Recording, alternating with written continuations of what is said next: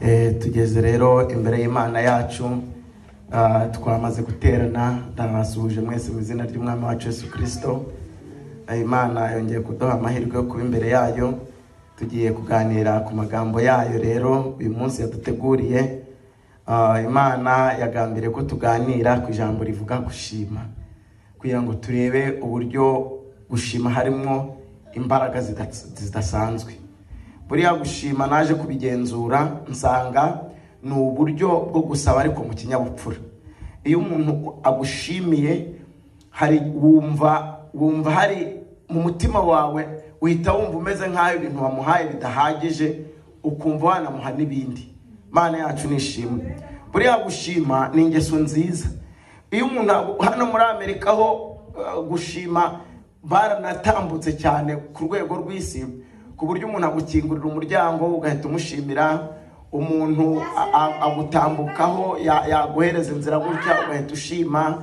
Umuntu arakubwira ngo wambare neza ugahita ushima.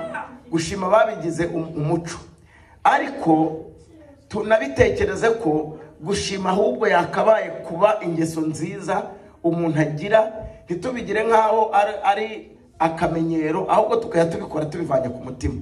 Buriya gushima ni ikintu utakikorera. Buriya umuntu yavuze ngo umuntu arishima, bahita batekereza ko ari umwibona. Ariko iyo ukoze ibintu abantu bakagushima, nawe wumva ko ni ukuri umutima wawe ukwiriye guhora ushakisha uburyo wakora ibindi byiza kurusha ibyo wakoze mbere. Rero ibyo bintu nabyo Imana nayo irabizi ko ari ibintu byiza. Ni nacyo kintu Imana idashoboye kwikorera. Ni nayo mpamvu yaturemye kugira ngo twebwe tujye tuyishima. Rero iyo dushimye Imana, ihita ifata ya mashimwe dushimye ikayakuramo ibindi bintu izadukorera nanone byiza biri imbere.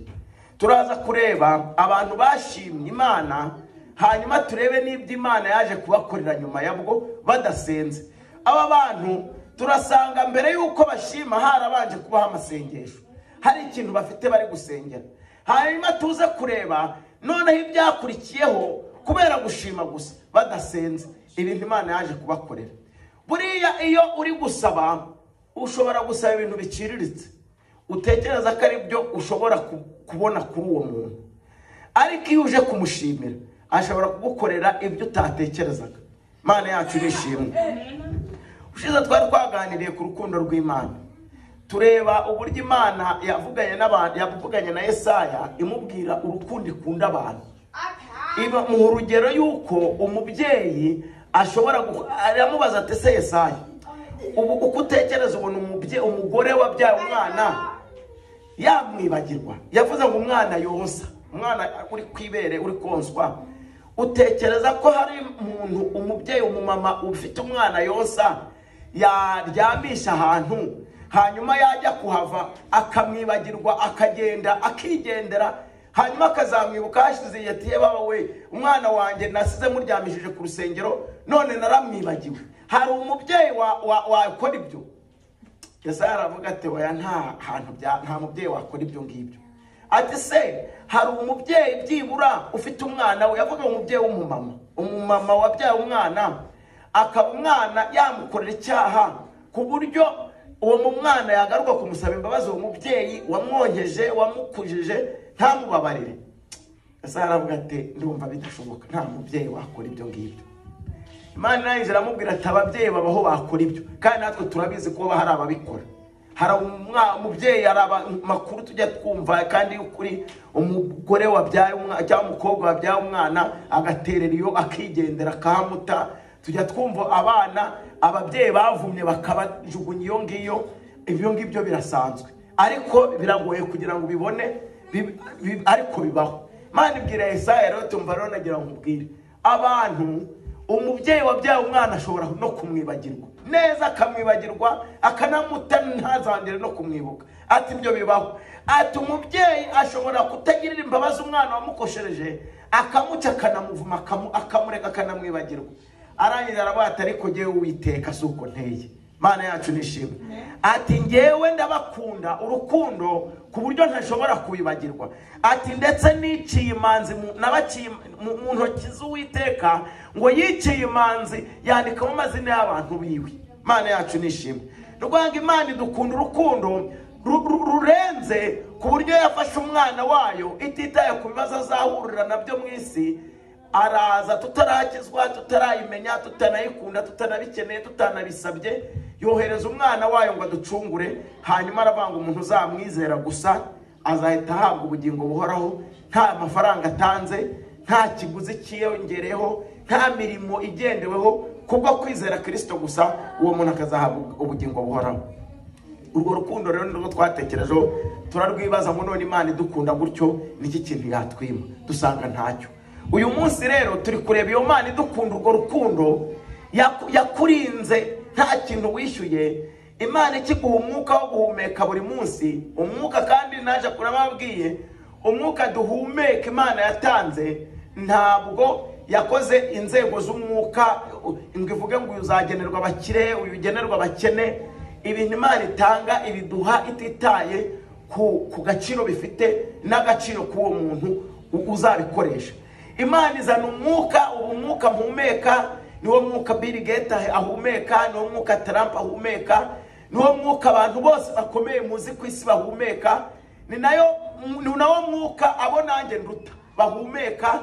Niwo nukwanga Imana yatanze umwuka ku bantu bose ungana, ku buryo nta muntu wagira ishyari ngo ngenge Imana yampaye mucyanga abandi bahamwisha, ngo cyangwa yampaye umwuka uhenze ngo hanyuma uw'abandi ngo yampaye umwuka uhenze ngo mwebwe ngo ntimukanyegere ngo mfite umwuka w'igitangaza. Imana ibintu itanga byose bitanga ku rugero rungana, ku buryo uyu mwuka mubona duhumeka wo mu mazuru yawutanze ku gaciro kangana, ku kiguzi kingana. Nta muntu uhumeka umwuka uhenze kuruta uwundi, waba ukomeye waba woroheje. Kandi iyo Imana igiye kukwambura ntabwo ireba ahantu wicaye, ntireba inzu urimo, ntireba amafaranga utunze, ntureba abana usize, ntireba ubukene ufite, ntireba. Iyo ivuze ngo umwuka ndawusubiranye, waba ukomeye nta mbaraga zo kuwugarura ufite, waba woroheje nta mbaraga zo kuwugarura ufite. Ni ukuvuga ngo ni ubutunzi bw'Imana yahaye abantu, abakomeye n'aboroheje, iyubaha ku giciro kingana, ku buryo uwo mwuka uwo bahumeka bakomeye ungana n'uwo nanjye mpumeka, agaciro k'uwo mwuka kangana n'akanjye. Kandi ititaye muri hospital bazakuvuriramo kugira ngo bawukugarure Imana yawe kwambuye, nta kintu wahindura. Aho ushiriyemo umukene ari nta kindi yabirenzaho, aho ushiriyemo umukire ari nta kindi yabirenzaho. Nta mafaranga batanga mu mwuka Imana igukuyemo iwugarure, nta nubwo wakirirwa ubyibazaho mochari bakuryamishijemo niyo n'abandi nta kindi kiba kirenzeho. Bashobora kuyita izina ikaba igitangaza, ariko ntibagushyira muri mochari zawo kugarurira, ntibagushyira muri mochari izagira ikindi kintu hindura. Iyo upfuye ubupfuye. Mana yacu nishimwe. Iyo uriho nabwo uba uriho umwuka wawe ungana n'uw'abandi bose. Mana yacu nishimwe. Niyo mpamvu iyi Mana iyo tugiye kuyishima tugiye kujya tuyishima tugatekereza ishimwe ryayo tugiye gushima uko ringana. Mana yacu nishimwe. Ntimukajye mushima Imana muyishimira ibyo yakoze, mujye munayishimira n'ibyo itarakora, kuko Imana yacu dufite isezerano yadusezeranije. Iravuga ngo nzi ibyo nibwira kubagirira ngo kandi ntago ari bibi ahubwo ni byiza. Uyu munsi rero ndashaka kugira ngo turebe agaciro ko gushima Imana. Agaciro tunatekereje no gushima umuntu mu buryo busanzwe. Iyo umuntu agukoreye ikintu cyiza ntumushimire, ashobora no kwicara yicuza icyatumye agikora, kabati uyu bundi nabikoreraga iki. Ariko iyo ukoreye umuntu ikintu akaza kugushimira, n'umutima wawe uhita wumva hari icyo wamukoreye kitari gihagije, ukumva wamukorera n'ibindi. Iyi Mana rero niko iteye. Iyo uyishimiye biyikora ahantu ikakuremera ibindi bintu birenze ibyo yari yakoze. Mana yacu nishimwe, kuko ikintu cyonyine Imana idashoboye kwikorera ni ukwishima. Mana yacu nishimwe. Imana ibintu byose yabigukorera byose, ariko ikintu idashoboye gukora ni ukwishima. Imana ikeneye ko twebwe yaremye ari twe tugomba kwishimira. Nicyo kintu cyonyine Imana idusaba. Nta kintu kindi Imana ikeneye. Niki kintu waha Imana? Ibintu byose dutunze byose ni ibyayo. Ikintu idafite cyonyine ni amashimwe yawe yo wanze kuyiyahereza. kandi ibyo yakoze byo ni byinshi. Imana yacu nishimwe. Turagendera turebe agaciro Imana ihereza amashimwe, murebe uko kangana. Iyo uri gusaba ibintu, usaba ibintu biciriritse, ariko iyo Imana imaze kubiguha ukayishima, ihita iguha ibyo utasengeye ukeneye, ikabiguha utabisabye, ikabiguha utabisengeye, ikabiguha utanabikwiriye, kubera ko wayishimiye. Imana ikabikora. Ibisanzwe ibikora rero ntabwo ari ubwa mbere ibikoze, ahubwo niko kamenyero ifite. Abantu bashima Imana, Imana nayo iraza ikabagirira neza. Tugiye gusoma ijambo ry'Imana kugira ngo twumve ibi bintu. Turasoma mu gitabo cya Samweli. Turasoma mu gitabo cya Samweli, turebe umudamu bita Hana. Hana, uyu mudamu bita Hana yari umukecuru wakecuye atabyaye n'umwana n'umwe. Nta nubwo yigeze agirinda byibura ngo amenye ko yageze gutwita, ngo iyo yandiza kutavamo mba nifite umwana ungana uku nguku. Nta history y'umwana yigeze agira, nta ni history yo kumenya gutwita yigeze agira. Hanyuma igihe kirenga atagifite n'ibyiringiro by'uko azatwara inda. Hanyuma agira n'umwaka. Umugabo we Elukana ashaka undi mugore bita Penina. Hanyuma amaze amushaka umudamu we Hana abyishimiye, avuga ngo umugabo wanjye atazapfa atabyaye kandi we afite ubushobozi bwo kubyara. Hanyuma ngo uwo mudamu akigera mu rugo asohoka kubyara, akajya abyara buri mwaka. Sinzi niba atari buri mezi 9. Icyo Bibiliya ivuga cyo ngo yarabyaye pe. Agera no ku rwego rwo kujya yikomanga ku gatuza, bakajya zindukira kwa Hana amubwira ngo ntawe rwose Elukana gusanga yakubonye yagushatse nk'iki, ko nta kintu wamumariye, wamuciye urubyaro, iyo ntaza kuhaba ko uba warabaye nk'abandi bose. Imana yacu nitugirire neza. Hana aramubwira ati nyabuna wa mudamu we, Imana yacu nta kuntu itabigenza. Umudamu bita Hana imyaka 45 irashira, aravuga ati nubwo ishize nzakomeza nsenga Imana yanjye. We buriya mujye mutekereza, uyu mudamu bita Hana ni mujye mutekereza umuntu ufite kwizera kurenza uko gutekereza. Kandi Imana impamvu tugomba kuyizera nuko iyo twarenze kubyo abantu badashobora, Imana y'ibiki bishobora. Haleluya. Iyo twageze ku bintu abantu bavuze ngo ntibijya bishoboka, iyi Imana duhagaze imbere iyo ibiki bishoboye. Nukuvuga ngo nta kintu kijya kirenga ngo ubone ko kitagishobotse, ngo uvuge ngo igihe cyo gusenga cyararangiye, ngo byamaze kurenga inkombe, ngo ntabwo bigikomeza. Iyi Mana iyo ibintu byarangiye utagifite icyo wabikoraho, Imana y'ibiki ifite icyo yakora. Imana yacu muretse mumve Imana mvuga ngo mujye muyishima ukundi iteye. Ni ibintu musanzwe muzi. Najya mbabwira impamvu Hana yakomeje gusenga kandi yaramaze kugera muri monopause. Mutekerezeho, afite umuntu uri kumushinyagurira kandi nta kintu yamukoraho. Ibyo avuga birumvikana. Yageze mu rugo rwa Elukana mbere, ahamara imyaka n'imyaka ntiyabyara, agera igihe cyo kubyara kirarenga atabyaye, agira inama Elukana gushaka undi mugore. Akihagera ahita atangira kubyara. Umugore arangije aranamusuzugura, arangije aravuga ati ariko aka gasuzuguro k'uyu mugore ntabwo ngomba gukemera.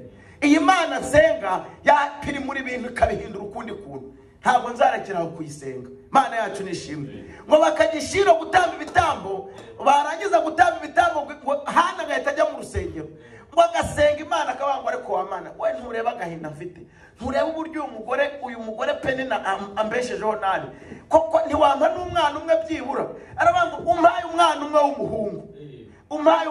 w'umuhungu, kamumpa umwe gusa, nanjye ngatwara inda nkajya nyura imbere ya Penina nifashe mu mugongo gutya nanjye ntwite, nkazagira amahirwe nkabyaramo umwana w'umuhungu. Ntabwo nzamutuza mu rugo rwa Elukana, nzahita mujyana ku rusengero mutura Imana, mvuga ngo wa Mana we nanjye ndi mu babyeyi narabyaye naronkeje, uyu mwana mutware.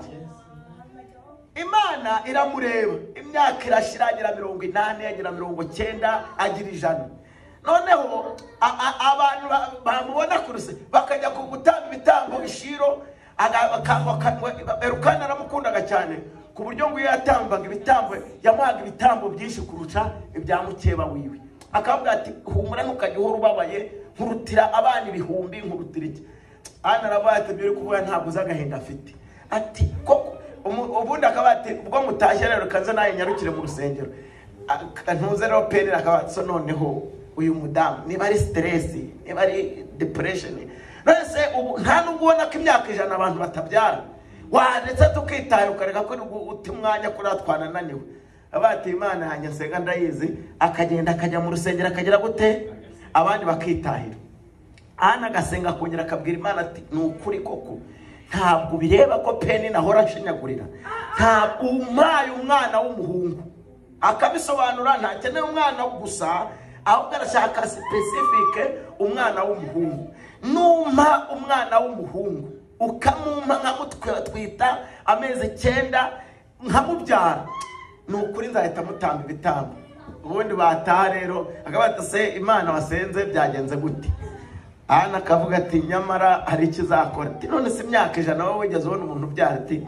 nyamara Imana nubwo wagira imyaka irenze yabihindura Imana yacu nishimwe umunsi umwe rero Imana irareba hana ati nagira ngo nzagukorere ibintu ikintu kimwe kizahita kibera amateka penina ntazagira ahantu azongera kukuvuga iminwa igaceceka n'amakuru yagahita zimwe aragenda umunsi umwe uri ikintu cyambere kibi kiba mu bakristo n'ukurambirwa ukavanga Imana narayisenze ngo imeze imyaka myinshi isengera ikingo ntabwo kiraba ntikiraba kuko Imana igishaka kugira ngo ikuremere amashimwe afatika afite ibimenyetso iyo anaza kubyara afite imyaka 40 bari kuvuga ati buriya ni ibibazo yari yarakererewe ariko iyo bimaze kugera 45 60 70 abantu bose mu gisagara bati buriya nta kibyaye uramutse nubwo ubungu bagize umuntu ufite imyaka 100 ubyarira muri Iraq twahita tubibona ku binyamakuru byo mu Rwanda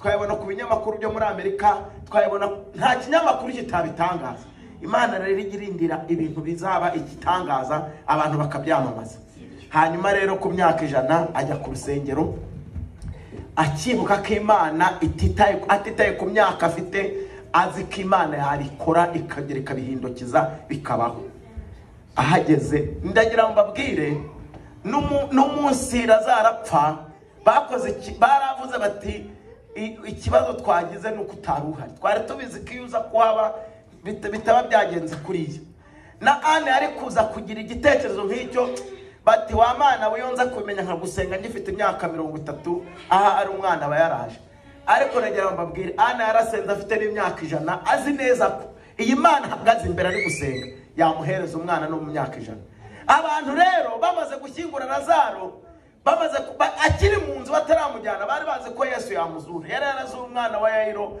abari n'umudamu w'umupfakazi wari ujyanye umwana agiye kumushyingura bahurira mu nzira bakifite umurambo arawuhamagara ati haguruka ugende asubira mu rugo akana kabakazima bari bazi ko ibyo bintu Imana bishobora ariko babonye Lazaro apfuye bategereza Yesu babona ntaje ku munsi wa mbere baramushyingura iminsi 2 irashira iminsi 3 iminsi 4 ikiro barakirangiza bagiye kubona babona Yesu arahingutse bati byagenze gute bati Lazaro yarapfuye ati kandi ikintu kitubabaje twarabikubwiye ntubabyitaho iyo uza kuburi hana kiri muzima uba waramukijije ariko nagira mbabwire ntuzajye ugira ikibazo ngo ubona ngo byararenze ngo ubona bitagikunze ngo nta muntu ngo byigeze bikunda ngo iyo byageze ahangaha mugiye mukomeza kuyizera nubwo ubona bitagikunze nubwo byazarenga aho abandi byageze bigapfa ntagira ubigarura uzajya utegereza Imana uyisenge wizeye yabigarura Imana ikabigarura bikaba bizima Lazaro baragiye bahageze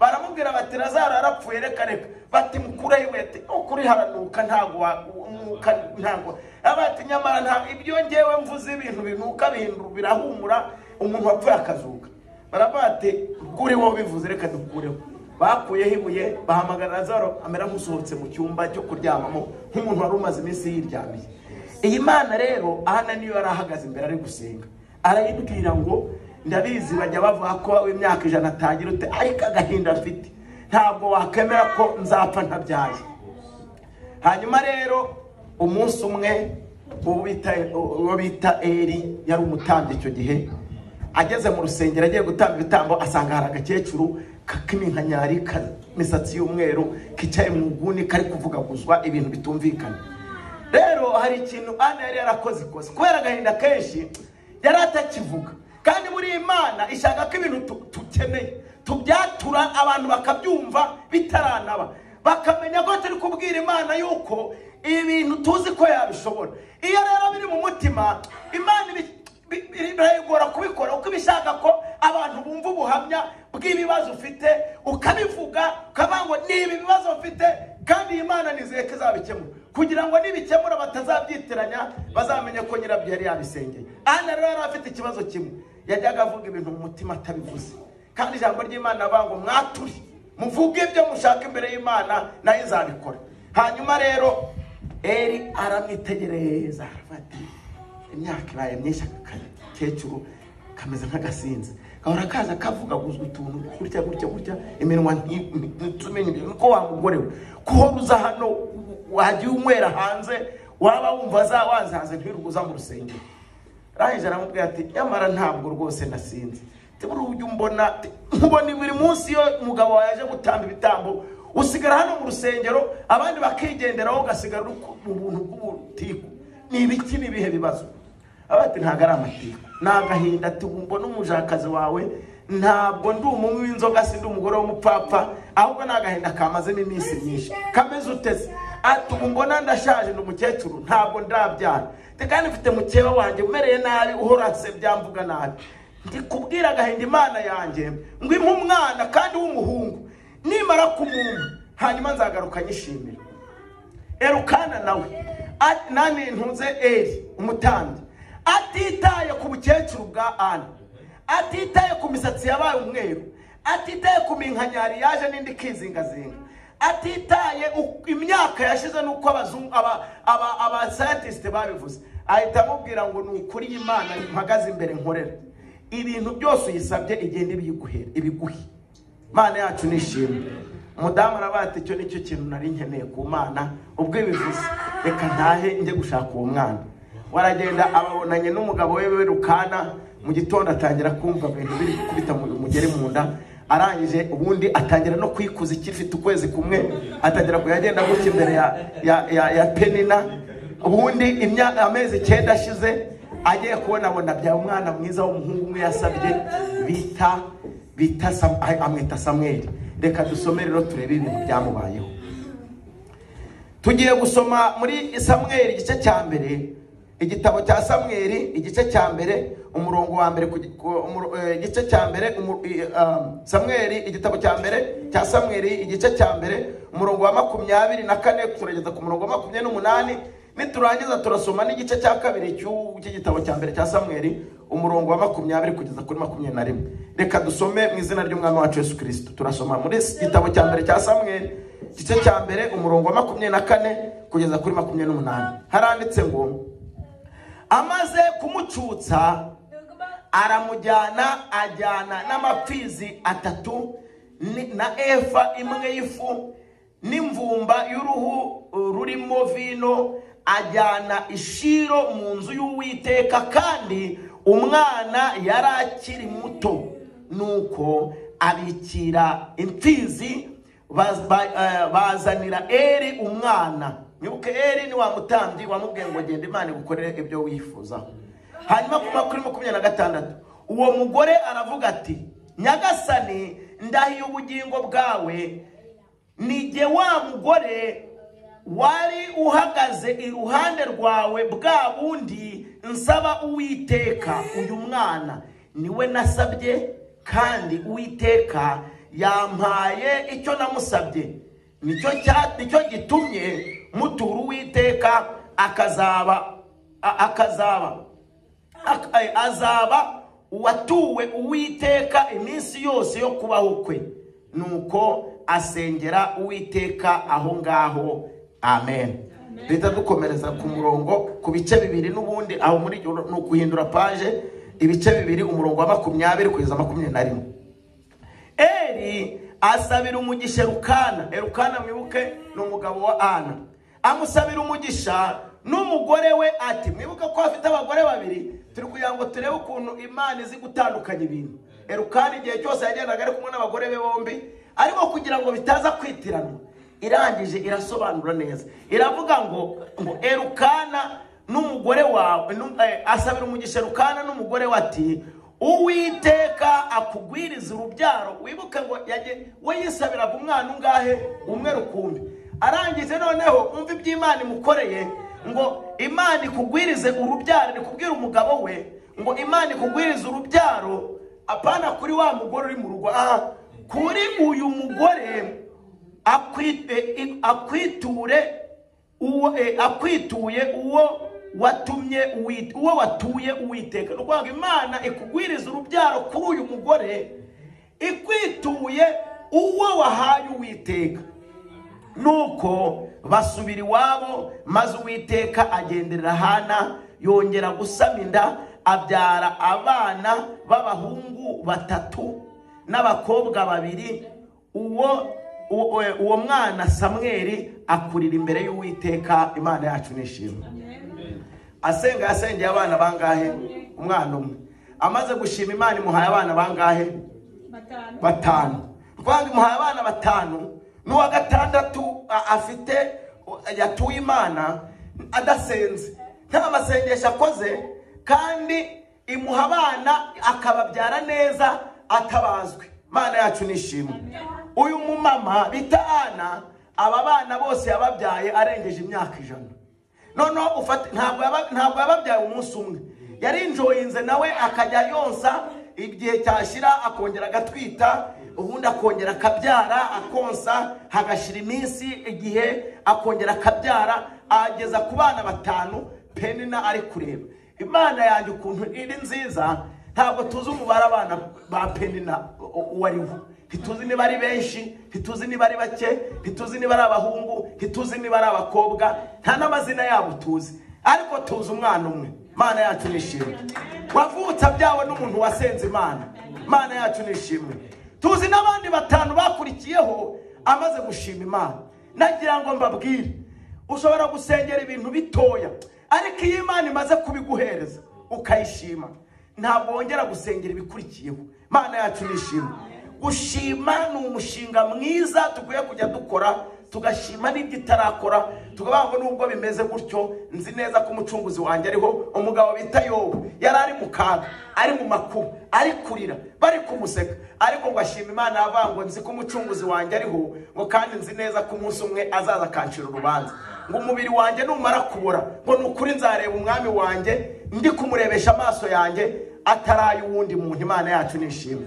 Ndagira ngo babwire, Yobu yakomeje gushima Imana nta kirakora. Iyi Mana tujya tuyishimira ibyo itarakora. Impamvu tukwiye kuyishima itarabikora niki? Nuko nta mushinga wo yuko bizayinanira dufite. Imana yacu nishimwe. Ibintu tubwiye Imana ntabwo ishobora kunanirwa kubikora. Mu bintu Imana itashobora, mu bintu byananira Imana ntabwo ibibazo ufite birimo. Imana yacu nishimwe. Ibyo ufite ni nabitoya, hari Imana yakoreye ibirenze ibyo ngibyo, ntabwo iri kwiga gukora ibintu. Imana yacu nishimwe.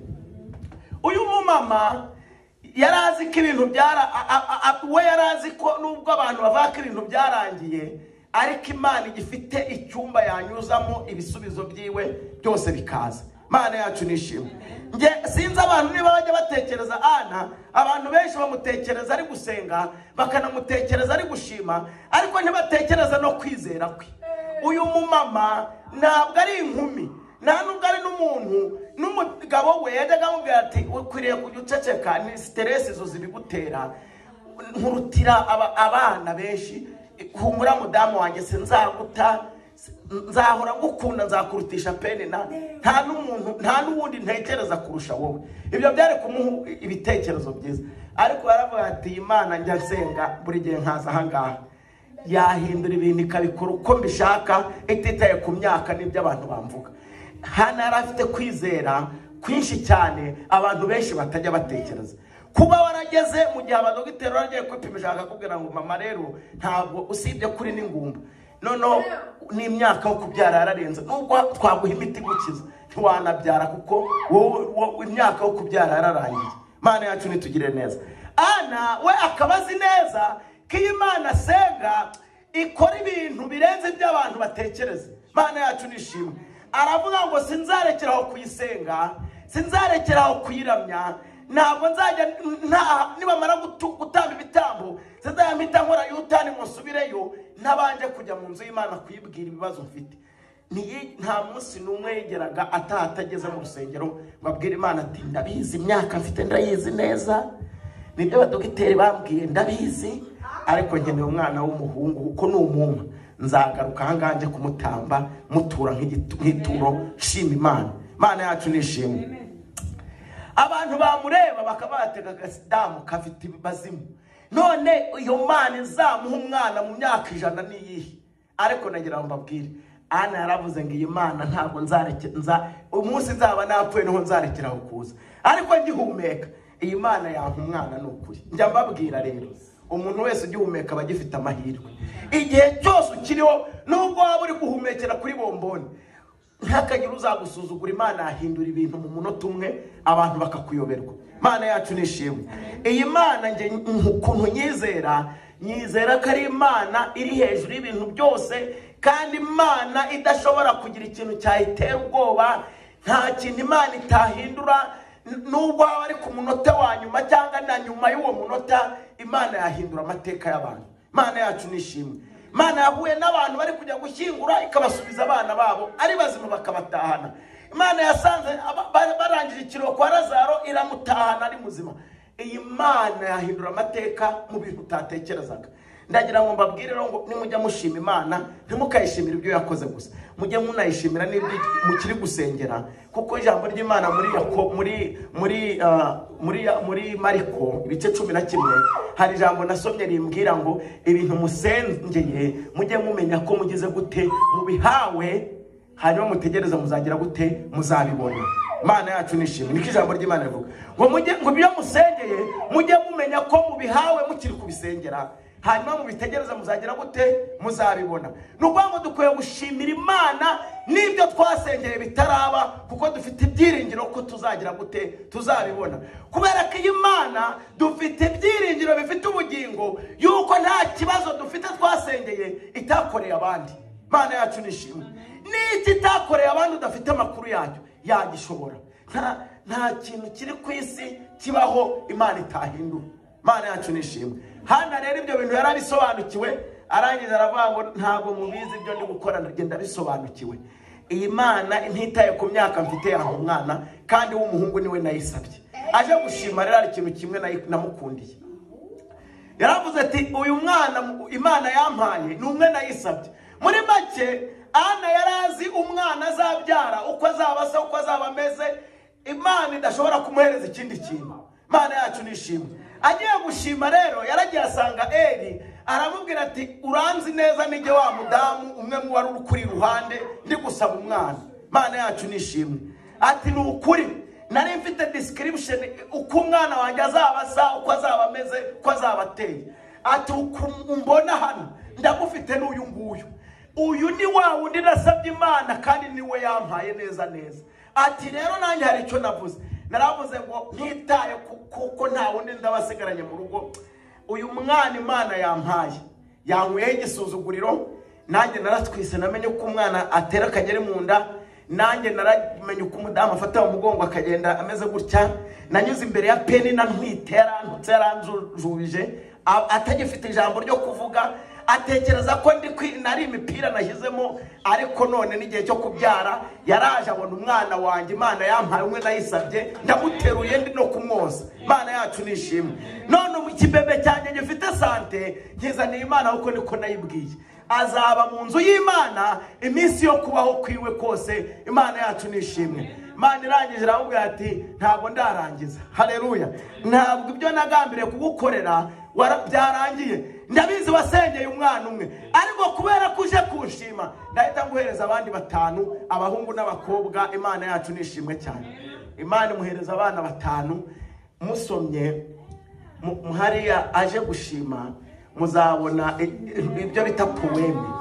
Yakoze poeme yo gushima Imana. Aravuga ati wari ingumba, uyu munsi abyaye 7. Aravuga ati iyi Mana ikura ikuzimu kandi ikazamura igashyira hejuru. Aravuga ngo Imana igikuraho abantu igisuzuguriro, ababyaye ubu ngubu barakebuye, nyamara wari ingumba bagize gute ubu ngubu ahagurukanye ubutwari. Imana yacu nishimwe. ashima Imana mu nshoberamahanga muri poeme y'igitangaza. Sindibaza ko yabivugiraga imbere y'urugo rwa Penina, ariko mubwira ngo Imana yayindi najyaga senga ndishiro mukanseka muvuga ngo nta kintu yakora ngo narashaje. Iyi ni iyo Mana ndi kukubwira ko igihindura ibintu ibyo abantu batekereza ntabwo ariko Imana ibitekereza. Ati Imana igigira urukundo rurenze rw'abantu bagira. Imana yacu nishimwe cyane. Imana rero tujye tuyishima.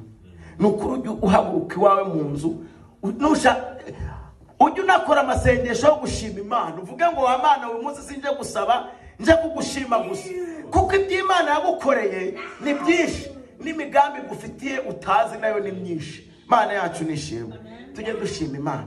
Yashimye nta n'ikintu asigaranye. Arabatu wa Mana we rero uyu munsi sinje gusaba, uyu munsi nta n'ikindi cyifuzo mfite. Nari mfite icyifuzo cyo kuzatwara inda nkayibyaramo umuhungu, umwana w'umuhungu. Urangije rero nubwo byantwaye imyaka myinshi ntabwo narambiwe, nakomeje kuza imbere yawe. Umwana ushyirwa umumpaye, naramubyaye. Ikintu kinejeje, Penina yaraje yaramubonye, abaturanyi banjye bose baramubonye. Muzanye imbere yawe ndi icyamamare, bazi ko mu myaka 100 wampaye iki umwana, kandi ni wowe namusabye, ni nawe wamumpaye. Mana yavuga ati rero nakugira ngo utangarize ko bitarangiye. Buri gihe wasenga gusaba umwana umwe, nari ntegereje kuzaza kunshima nkakubwira iyindi migambi ngufitiye. Mana yacu nishimwe. Nukuri by'Imana yagukoreye byari bitoya, iracyafite umugambi w'ibintu byinshi zagukorera, ariko ukeneye kwishimira bya bindi bitoya utekereza yakoze, kuko biriya bibitse ibintu byinshi cyane izagukorera. Imana yacu nishimwe. Imana iramubwira ati taha, ibwira umugabo we, tumva mugabo nturako umukecuru wawe ashaje, sibura ko namuhaye umwana umwe, ntabwo ndari bwarangize. Kuri uyu mudamu wawe uyu muhagararanye ahangaha imbere yanjye, ngiye kuguhereza abandi bana abazamukomokaho kandi benshi. Erukana yarataje buravuga ati ibi nabyo umenya ari ibiganiro Imana bigira ngo tuganirize. Uyu mukecuru n'uyu nguyu aje nawe, Imana ishimwe, nawe nta handi twari tuzikazaza. Imana irangije iramubwira ngo nukuri kuri uyu mudamu uyu nguyu muri kumwe hano hazavamo abandi bana benshi. Imana yacu nishimwe. Anatahazi neza ko afite indi package y'abandi bana benshi. Arangije atwara inda, abyara ubundi abagira 5, abagereka kuri wa wundi w'imfura babaye 6. Hanyuma Penina ndibaza ko muri uwo mudugudu, sinzi niba atarahise yigendera, kubera ko amakuru ya Penina nta nayo tuzi. Tujya tumenya amakuru y'abantu bagize akamaro. Imana yacu nishimwe. Penina ikintu tumuziho no gusebya mwene se no kumusuzugura, ariko agasuzuguro bagusuzugura bari bose baza bakuvuga. Nukuri bari kukuremera ikintu kizaba gifite amashimwe atomoye, afite imbaraga. Iyo uriya mudamu Penina aza kujya abyara abana akajya kuba babysittinga kwa Ana ntiyabwo ari kujya gusenga, yari kujya yibwira ngo narabyaye bikarangirira aho ngaho. Akajya yumva ko abana bo mukeba we arabiwe nta kibazo gihari. Iyo Penina taza kurirwa mwirukanka amubwira ati umaze iki muri uru rugo, akamubwira ati mwene data humura, ibibazo n'ukuri bishyikira bose, yawicara utuze, abana banjye nibo bawe, n'umugabo wacu n'umwe, witurize mwene data. Ana ntabwo yari kugishiro gusenga, yari kujya agenda ahetse umwana wa Penina no ahetse uwundi, bagashora bakagenda kubita ku mugongo ihorere kibondo, akagira ngo naho byagarukiye. Ariko akajagari ka Penina kibukije Ana yuko atakwiye kuryama ngo asinzire, Imana nta kirakora. Akajya gishiro gutanga ibitambo, bataha akabati mwe mufite ibyo mutahanye, ngiye ngomba kujya gusenga Imana yanjye. Abantu bakurara bakuvuza hinduru nibo batuma usenga Imana. Abantu bakurara bakujagajaga nibo batuma wibuka ko Imana iri, ukavuga ngo Mana undinde ku manywa na nijoro ndwanirire. Iyo ibintu bikwirukankaho bihagaze uhita ugira ngo ibintu byararangiye, ariko ibintu bikikwirukankaho ukenera Imana cyane. Niyo mpamvu Imana tutazareka kuyisenga nubwo ibintu byatwirukankaho. Nubwo twaya twumva inyuma yacu hari induru, tuzakomeza tuyisenge, kuko hari umunsi zacecekesha izo nduru zose bikarangira ntituzongere kuzumva, zigasigara ziri mu mateka zibidutera gushima Imana. Imana yacu nishimwe. Tugiye kureba undi muntu umwe nawe dusorezaho. Muri Bibiliya urebye abantu bashimye Imana ikabakorera ibirenze ibyo batekerezaga ni benshi. aha ndi gushaka kubabwira ngo nta kintu kiryoshye, nta n'isengesho ryiza ritomoye nko gushima Imana. Kuko buriya nagira ngo mbabwire, Yesu yabwiye abantu, arababwira ngo dore ikintu mukwiye kujya mwirukankira mukagihiga mukagishakisha, mukarara mudasinzire kubera icyo kintu, ni ugushaka ubwami bw'Imana no gukiranuka. Ibindi bintu byose mushaka Imana yabibahaye mutarabaho, mutaramenyekana. Imana ibi bintu yari yarabibahaye, irababwira ngo nimumara kubona ubwami bw'Imana no gukiranuka, ibindi bintu byose mukeneye muzabibona. Hanyuma abantu benshi bajya bababazwa nuko badafite ibintu, ariko nagira ngo mbabwire ko nta kintu kiba ku isi kiruta ubugingo. Imana yacu nishima.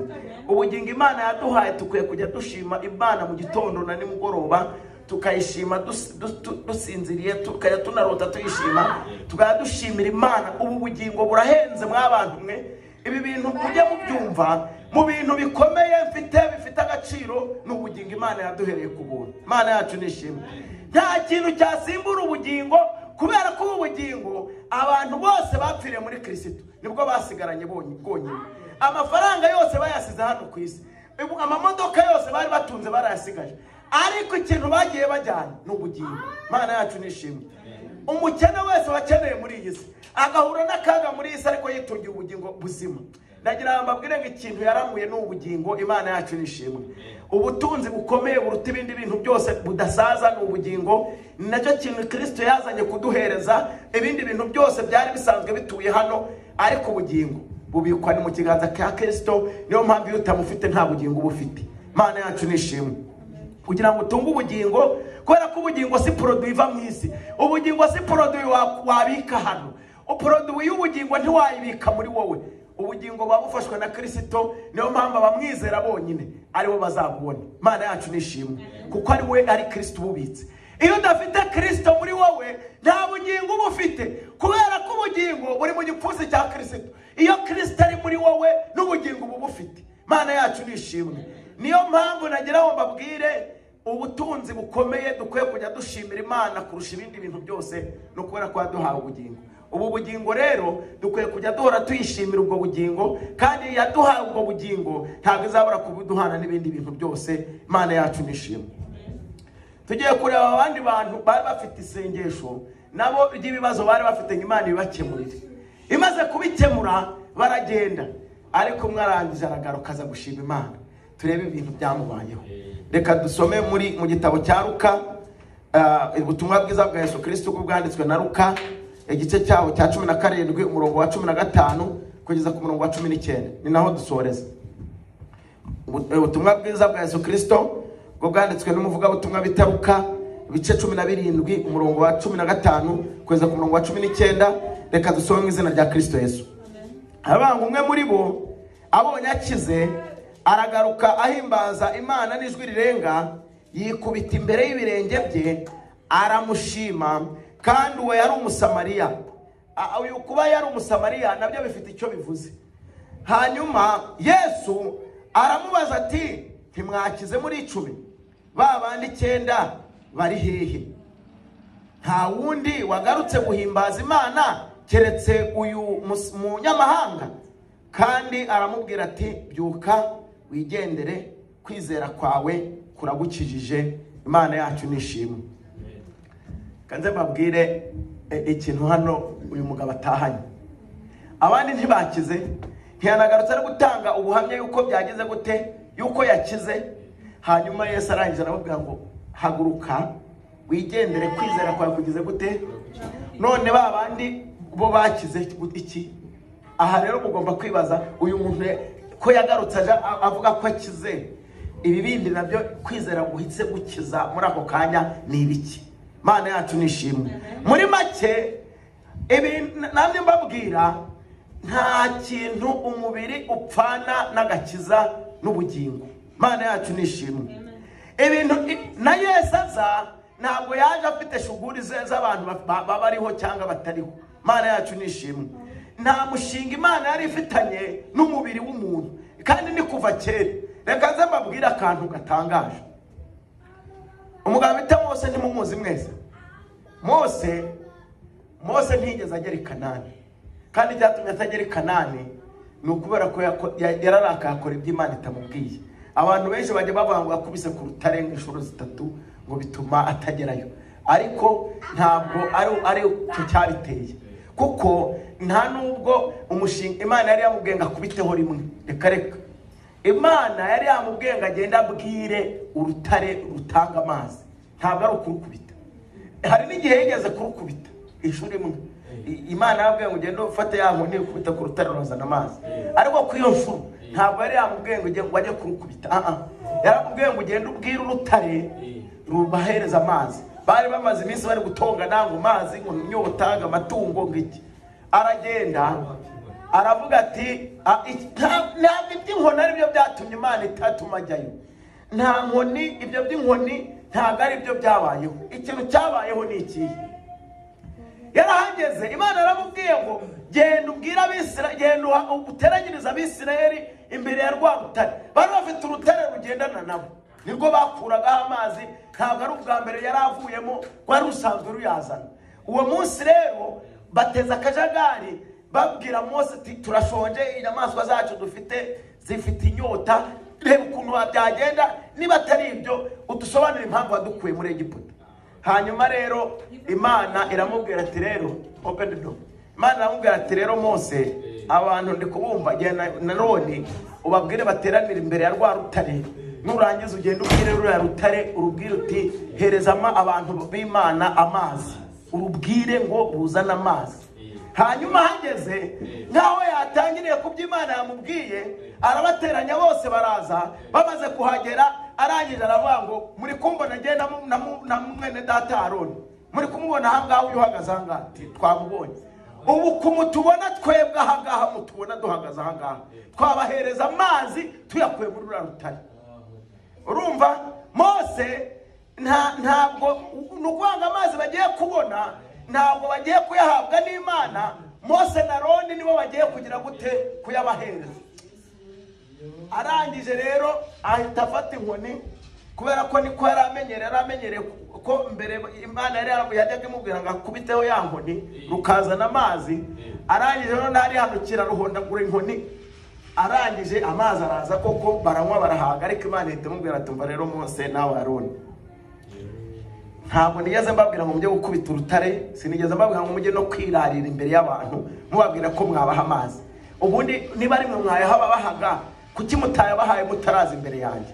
Kubera ko rero mwagiye mukansuzugura, mukakora ibintu mu bwanyu mutashyizemo, i Kanani ntimuzagira gute, ntimuzahakandagira. Umugabo Mose aba ntagezeyo. None ikintu nshaka kubabwira ni iki? Mose kuba Imana yaramwiciye ahantu, ndetse n'abantu ntibanamenye iyo yaguye n'imva ye ikaba itarahari, ntabwo byamubujije kujya mu ijuru. Imana yacu nishimwe. Nagira mbabwire, Imana nta kintu ipfana n'umubiri. Ni ukuvuga ngo Imana ikintu iha agaciro kurusha ibindi ni ubugingo gusa. Mose ku Gikanani nta kintu byari byunguye Imana. Ikintu Imana yari ikeneye ni uko Mose abona ubugingo bw'imirimo myiza yakoze. Mose ikintu kimwe yari afite kiruta ikindi cyose, kiruta n'ibyo abantu bose bakoze, ni ikintu bita urukundo. Imana yacu nishimwe. Mose yagiraga urukundo ku buryo Imana yigeze kuvuga igiye kumara Abisirayeli bice bose, nirangiza we kuri we gusa izarememo ubundi bwoko bwinshi kandi yishimira. Mose aravuga ati aho kugira ngo wice aba bantu, bari jyewe wica bo ubihorere. Imana yacu nishimwe. Abataho kugira ngo ubice, nsibanganya mu gitabo cy'ubugingo unkuremwo, kuko nta kintu kiba gisigaye. Ati nawe ibaze abo muri Egiputa ahantu twavuye uvuze ko tujyanye Kanani, nibumva ko waturangirije mu butayu, ibyo twagukoreye ntibabizi, ntambara twanyuzemo tukubabaza ntibazizi. Ikintu bazahita bavuga ni iki? Bazavuga ngo ya Mana kumbe ni nyantege nkeya, yakuye abantu ahantu bari bimereye mu buretwa ariko babayeho, iragenda ibananirirwa mu butayu irabicira barangiza. Ntibazanamenya ko hari ikibazo mwagiranye, ahubwo wakwiriye kubareka ukabajyana iyo babwiye, hanyuma ibizakurikiraho bigakurikira ariko warahabagejeje. Mana rero nibwo yahise ikora umushinga, none nzagenda mbica umugenda, abazavuka nibo nzajyanayo. Imana yacu nishimwe. Rero ikintu nashaka kuvuga ni iki? Ibintu wakoreye Imana yo mu ijuru ntabwo yabyibagiwe. Amen. Kandi ikintu gituma ubikora nta kindi, ni ukubera yuko Imana igufiteho umugambi. Nagira ngo mbabwire abantu bose bakunda Imana ntabwo ari ubushake bwabo. Imana yacu nishimwe, nta bushake ubigiramo kugira ngo ukunde Imana, ahubwo Imana iraguhamagara ukaza ikagutegeka kuyikunda. Niyo mpamvu ijambo ry'Imana avuga ngo nubwo wagwa uzabyuka, kubera ko umukiranutsi ngo azagwa inshuro 7, ariko muri izo nshuro 7 zose nzamubyutsa. Imana yacu nishimwe. Impamvu muhora muza mu nzu y'Imana nuko mufite Imana ibafiteho umugambi. Hari umushinga Imana ifite mu buzima bwanyu. Nagira ngo mbabwire ni mujya muyishima, mujye muyishimira ikintu cya mbere, ubugingo gusa. Imana yacu nishimwe. Kuko Mose yarapfuye ntiyagera i Kanani, ariko aramuriki aramura ubugingo. Satani ntiyabimenya, kubera ko ubugingo mw'abantu mwe ntabwo buba mu muntu, buba muri Kristo Yesu. Iyo Kristo ari mu buzima bwawe uba ufite ubugingo, kubera ko buri mu gipfunsi cya Kristo. Iyo Kristo atari muri wowe, iyo upfuye nta bugingo upfanye. Niyo mpamvu abantu bazapfa Kristo atari mu buzima bwabo, nta bugingo bazaba bafite, ntabwo bazazukira kubaho, bazazukira gukorwa n'isoni. Nagira ngo mbabwire ngo mu bintu muzajya mushima, mu mutungo mufite ukomeye, mujye mushima kubw'ubugingo Imana yabahaye. Kigaragaza rero Satani yarabyibeshya agira ngo kubera ko Mose yagiranye amakimbirane n'Imana byamubujije kubona ubugingo, ariko Imana iyo uri umunyabugingo iba yarakwanditse mu gitabo cyayo, kandi ngo ntizagusibamo iteka ryose. Ariko iyo ucumuye igihembo cy'icyaha n'iki ni urupfu. Ntabwo rero iyo wihanye ingaruka z'icyaha zigira gute zikubaho, ariko Imana ishobora kurokora ubugingo bwawe iyo wihanye. Ariko umubiri wawe niba ingaruka z'icyaha zizakuzaho bikugiraho ingaruka. Imana yacu nishimwe. Na Dawidi yarihanye, Imana iramubabarira, ariko umwana warapfa kuko ari igihembo cy'icyaha. Nubwo Imana yamubabariye, ariko ingaruka umuntu wese ukora icyaha kizamugiraho ingaruka. Icyo niko bimeze. Ariko uzakihana azarokoka, azasigara afite iki? Ubugingo. Ingaruka z'icyaha uzazirengera, ariko Imana izakubikira iki? Izakubikira ubugingo kuko wihanye. Imana yacu nishimwe. Ubugingo burahenze kurusha iki? Kurusha umubiri. Ubugingo burahenze kurusha ibindi bintu Imana yaguha. Imana yarebye Mose iravuga ko ingaruka z'icyaha wakoze ntabwo zatuma gukomeza urugendo, ariko ubugingo bwuzaburamura. Satani agira ngo byararangiye, ajya kuburana intumbi ya Mose. Imana iramubwira ngo reka ntabwo ari uko njye nkora, abantu iyo banyihanyeho ndabababarira, buriya ngewe Mose naramubabariye. Bati wamubabariye uteze? Ati ngende Imana yuzuye imbabazi, kandi abantu banyizera ntabwo bazakorwa n'isoni. None kuba mwishe ni ingaruka z'icyaha yakoze, ariko yagize gute? Yarakihanye. Imana yacu nishimwe. Imana kugira ngo rero ikure urujijo mu bantu batazagira ngo Mose yararimbutse. Umunsi Yesu yarari ku musozi hejuru, Mose ahita azana na Eliya, babonekera Yesu Kristo n'intumwa, abahamya. Intumwa zari ziri imbere yiwe, babona Mose araje, bamubonana na Eliya bahagararanye, bambaye imyenda yera babengerana. Barangije baravuga Petero bati warazituza twubaka inzu ahangaha, tukiturira ahangaha, tukabana na Eliya na Mose n'inzu yawe, natwe tugatura ahangaha. Imana iravuga ngo ntago ari cyo nagira ngo mbabwire. Imana yacu nishimwe. Uyu Mose ahagarariye abantu bazapfa ko bazazuka bakongera bakabona ubuzima. Uyu Eliya nawe ahagarariye abantu impande zavuga batarapfa bakiriho, nabo bazahabwa ubugingo. Nubwo mutamubona Eliya, ariko yarazamutse ni muzima, ntigeze amenya urupfu. Kandi Mose nawe nubwo yamenye urupfu, nagira ngo mbabwire ko nawe ari muzima. Imana yacu nishimwe. Nagira ngo mbabwire ngo tujye dushima Imana. Ikintu gikomeye gifite kiruta ibintu byose ni ubugingo bwonyine. Ibindi bintu byose ni bitoya. Ibintu byose uzi, byose ujya usengera ni bito. Nujya ujya gushima Imana ukibagirwa ukamva nta kintu ufite, ujye uyishimira ubugingo yaguhaye burahagije. Kandi igihe ubugingo umenya ko ufite, iyo ufite Kristo mu buzima bwawe. Wamenya gute ko Kristo ari mu buzima bwawe? Ngo igihe cyose mugifite inzara n'inyota byo kugira gute, byo gukiranuka, muba mufite Kristo. Iyo nzara nta handi ituruka, ni muri Kristo. Iyo Kristo ari muri wowe, ugira ikintu bita inzara n'inyota byo kugira gute byo gukiranuka. Niyo mpamvu Yesu yavuze ngo yemwe abarushye n'abaremerewe muze musange ndabaruhura. Mwabafite inzara n'inyota bose nzabahereza amasoko adudubiza mu bugingo bwabo, ntibazongera gukenera amazi. Imana yacu nishimwe cyane. Iyo rero wumva utaryama udasenze, ukumva utaryama udahimbaje Imana, ukumva ugifite umutima wo kumva ijambo ry'Imana, ni ikimenyetso ko ufite Kristo muri wowe. Iyo utamufite nta nyota y'inzara n'inzara byo kumva ijambo ry'Imana, ntabwo waza hano muri aya materaniro. Igitumuza ukumva ufite n'ishyaka ryo kumva ijambo ry'Imana, ni ukubera yuko uri umunyabugingo. Tugiye guhaguruka dusenga Imana. Umunsi tugiye gushima Imana ko dufite ubugingo. Ndagira ngo mbabwire ngo Ana yashimye Imana, ashimira Imana umwana umwe yamuhaye, atanagambiriye ko atanafite gusaba uwundi, ariko kubera uwo mwana yasengeye akagaruka aje gushima, Imana imuha 5. Umugabo Imana yabakijije ari abantu 10. Imaze kubakiza arangije aravuga ngo ibintu Imana inkoreye sinagenda ntayibwiye yuko byankoze ku mutima nkaba nyishimiye. Ngo ahageze ngo yikubita imbere ya Yesu aryama hasi, aravuga ngo nukuri ibintu wankoreye sinagenda ntabikubwiye, nabaye ngitirimuka hagamba ndakize. Yesu arangije aramubwira ngo warukize umubiri, ariko nagira ngo nkubwire ngo kwizera ufite wise kuguhereza n'ubugingo, ubugingo bwawe nabwo bubaye buzima. Imana yacu nishimwe. Tugiye gusenga Imana rero. Turagushimiye mwami wacu Yesu. Twamaze kumenya yuko wadukiza amaso, wadukiza ibibembe, waduha amafaranga, waduha amazu, waduha imiryango ikomeye, waduha abana beza bafite ubuzima bwiza, ariko iyo hatageretseho ubugingo biba bipfuye ubusa.